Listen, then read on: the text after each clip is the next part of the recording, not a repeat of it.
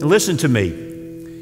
You can absolutely maintain your commitments and your convictions on one hand, and at the same time exhibit those commitments and convictions with grace and humility on the other.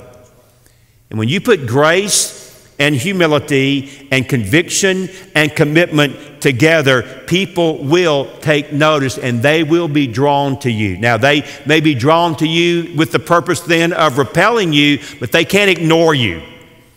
They can't just kick you to the curb and pretend that you're not there and to pretend that there's not something fundamentally different about your life and your witness. I've watched this happen so many times on the mission field.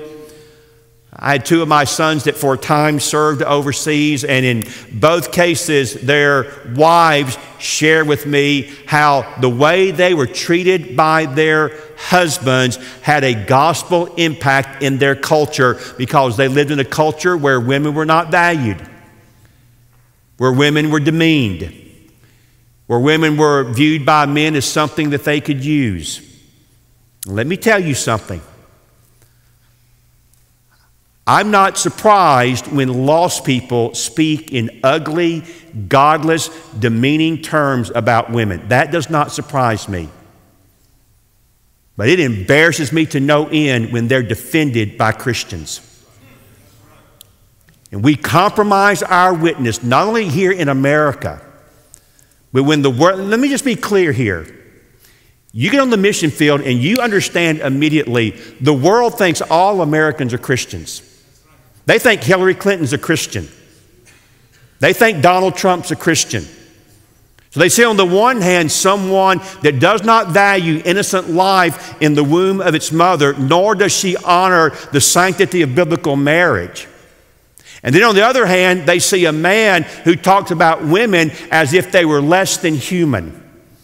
And then evangelicals come along and try to defend or make excuses or cover over some way the activity of this one as opposed to the other. And it brings shame to the name of Jesus all around the world. Now, I'm not surprised again when lost people act like lost people. That is to be expected. But when Christians try to justify that, shame on us. Shame on us for not being the salt that God saved us to be in a dark, decaying world. And I'm telling you again, you can hold your convictions and your commitments at the same time, exhibiting grace and kindness and love and mercy all wrapped up together. That's what Jesus did. And those of us who follow him should walk very carefully in his footsteps.